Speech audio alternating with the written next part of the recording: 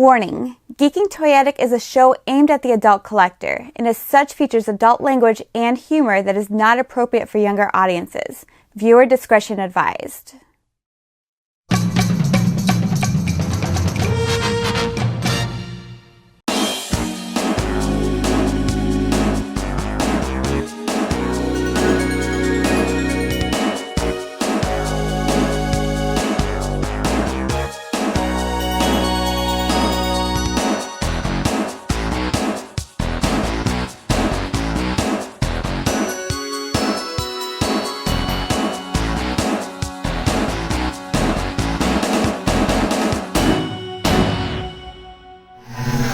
Welcome, everybody, to the Geeking Poetic podcast channel. I'm your host, Larry Roberts, and this is a new installment of Geeking Toyetic. Yes, it is the show where I talk about all things toys, because I love collecting toys, and in this episode, I am going to do an unboxing. Yes, I've done a few of these before, but something just came in the mail today, and it's something I've been waiting a long time for, and I am excited to talk about it here with you. But of course, before I get into anything, thank you so much for all your likes and your comments that you've left me in the past. Don't forget to like this video if you enjoy what you see. Please subscribe, hit that bell so that you are notified when I have more content like this coming out on the channel for you all to check out. But yes, today, this toy that I've been waiting for, well, this is something kind of special for me.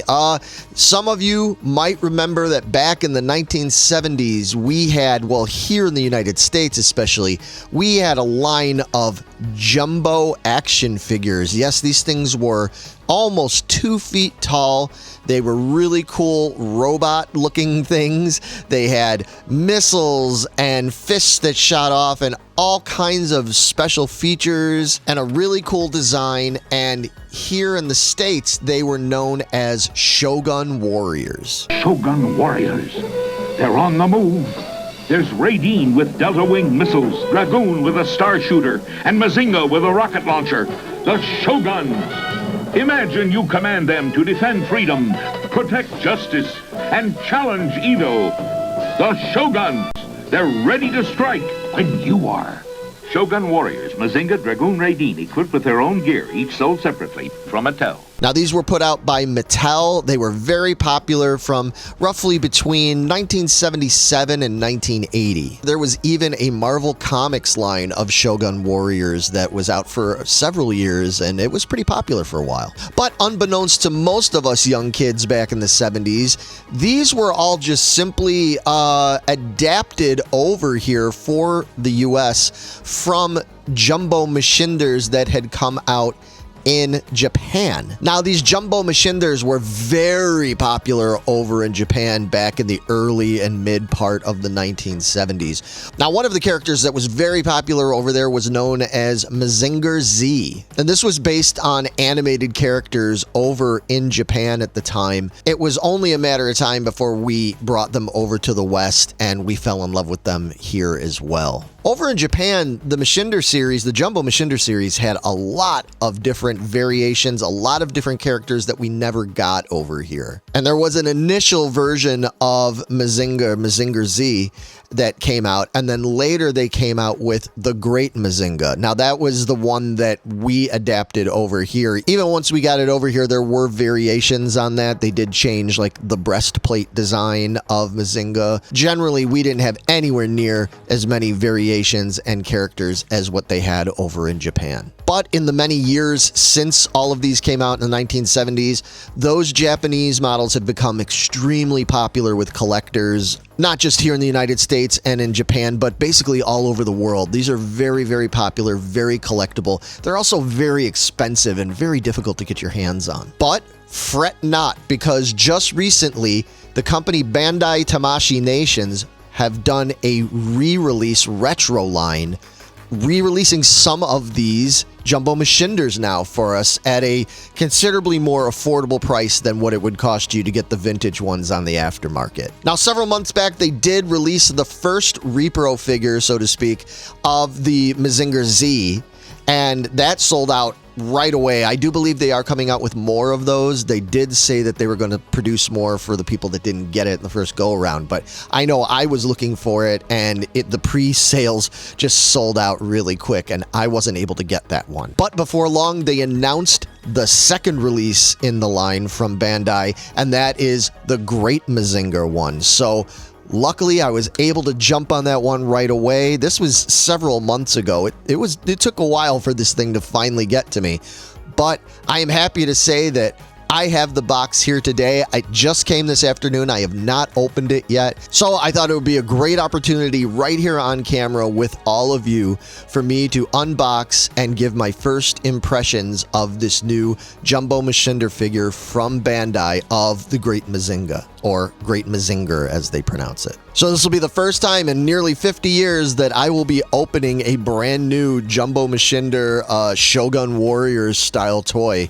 I'm pretty excited. I'm really curious to see what this is like, and I am definitely going to compare it against what I know and remember of those figures from my youth. And I have some here we'll take a look at. But without any further ado, let's get into some unboxing.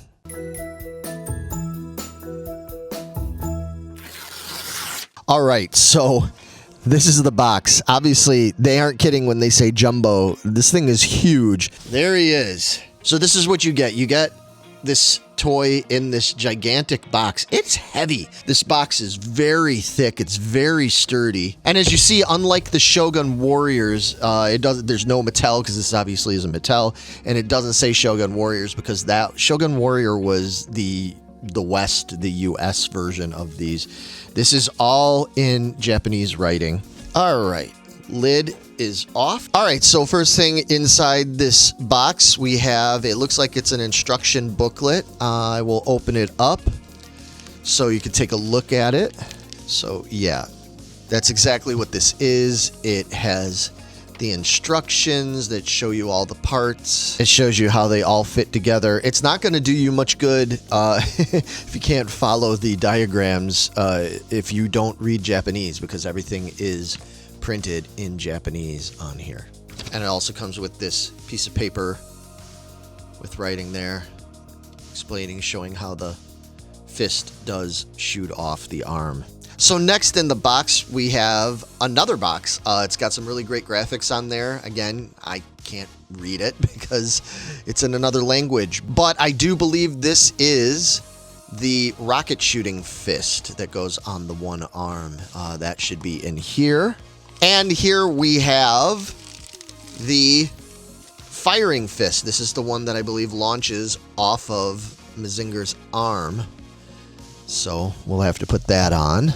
Oh, we have another fist. Oh, okay, so that's cool. I don't think I even realized that. So does it comes with variations of fists. Unless it's just, no, these aren't the same. No, yeah. There's, because it's the left arm and the right arm. Oh, that's really cool. I never even realized that. I don't know. Let me know in the comments. Is that the way the original Great Mazinger came? Did he come with two different, like, regular clenched fists and then a third fist that shot the rockets off the knuckles? Because I don't remember that. This was the piece that was keeping his head steady, and it has, oh, this is the little rocket ship part that goes in the top of Great Mazinger's head. All right, so he comes in this giant bag. Pull him out for you. This is a big boy. This is nice that they put some extra protective bubble wrap around the head. So this is how he is unassembled, basically. So yeah, size-wise, yeah, this is very similar. This is very, very similar to my old school Great Mazinger that I grew up with. And last but not least, there is this long piece that is underneath the figure in the box that has more of his parts, and I will get them out for you here in a moment. All right, so you open up this part of the box, and okay, so this is going to have all of the other pieces. It has, here, let me show you. In here, they have sealed to this, they have his swords, and they have the back piece that goes behind him. as well as the yellow part that goes on the figure. So yeah, let me get these all unwrapped and let's start putting this figure together. All right, so all the parts have been removed from the box. So as I said, I have the two fists, I have the rocket shooting hand part that I took out of that box that I showed earlier. Along with that, there is a slew of rockets. Yeah, there's a bunch of them here because they're supposed to fit along the sides of his legs and up on his shoulders, as well as into the rocket shooting hand piece that he has. There is the little rocket ship part that's going to go on the top of his head. There is this big, cool, shiny sword that's going to go in his hand. There are also these two smaller red knives swords that come with it. And then last but not least, there is this red back piece that attaches behind Great Mazinger, as well as this yellow piece that also goes on the back. Yeah, he's got a lot of accoutrements. So I'm going to put this together and then let's take a look at the complete figure as he's meant to be displayed.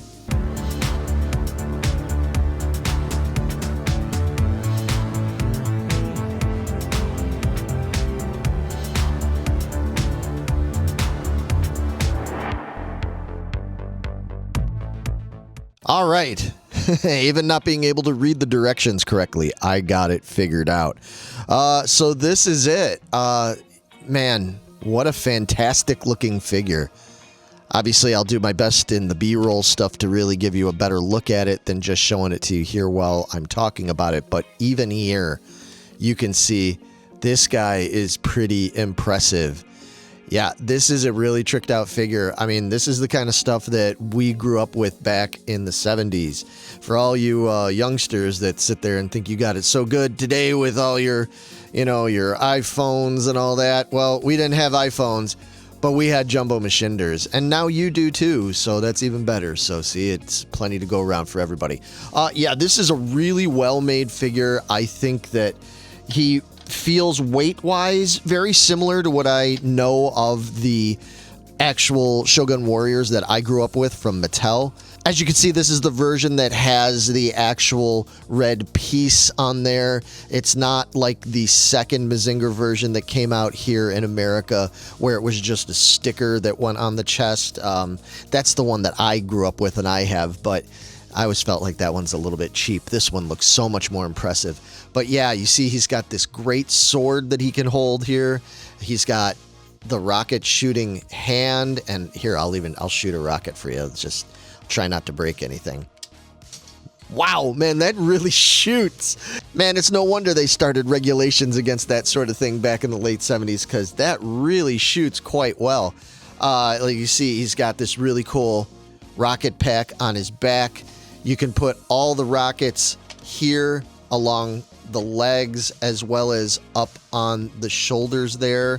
It does come with both white and black rockets on the tips there. I chose to go mostly with the white rockets, although I did put black rockets on the shoulders because I just thought that looked cool. Of course, this top part comes out, the little rocket ship the guy flies around in, and then he parks his ass right in the head here, and that fits in there pretty snugly, but not too bad. And then last but not least, he does have these two swords that you can use if you want to. The swords are for if you're not going to use the rocket firing hand, you can put the other fist on his right arm here so he can hold the two swords. Let's check that out right now. All right, so there you go. This is the Great Mazinger with the two launching fists holding the red blades there, the red swords. That is really, really cool to me. I love that there was so many options. Man, there was so much play value in something like this. I mean, I know these probably weren't all that cheap back when they came out. I'm going to guess these were probably $15 to $20 or more when they came out in the 70s, here in the United States at least, the Mattel versions. And that was a lot of money for a toy back then, believe it or not. Now you don't think twice about it, but that was a lot, but I gotta say, you got your money's worth. Now, I know that the Shogun Warriors, as opposed to the Jumbo Machinders from Japan, the Shogun Warriors weren't as tricked out as this. They didn't have as much features on there, but even so, they did still have a lot of really cool features on there.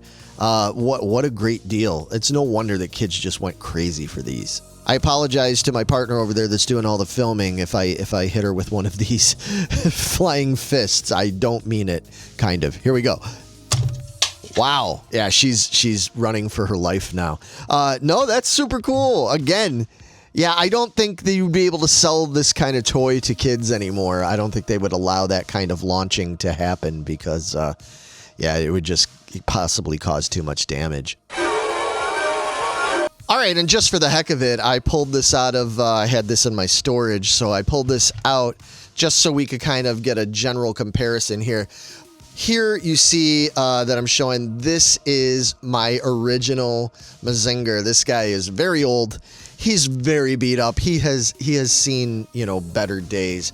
But you could see on him, he's got the rocket thing here, and he's got the one fist. Now this one does not launch. Let me know at home if he did come with a second fist that I could replace this with on the Mattel version, because I honestly don't remember. It's been so many years now. This is just how he's been for ages and ages. You know, I've got some of the rockets, but I'm missing a bunch of them. Some of them are actually, I think, in the bag. I brought them in over here. But yeah, you could see size-wise, though, it's very close. He had just the sticker that went across the front here. I've long since lost the sticker. The stickers on these peel off really easily. So I've been meaning to get replacement ones one of these days. But anyway, yeah, so he obviously, he's missing some pieces.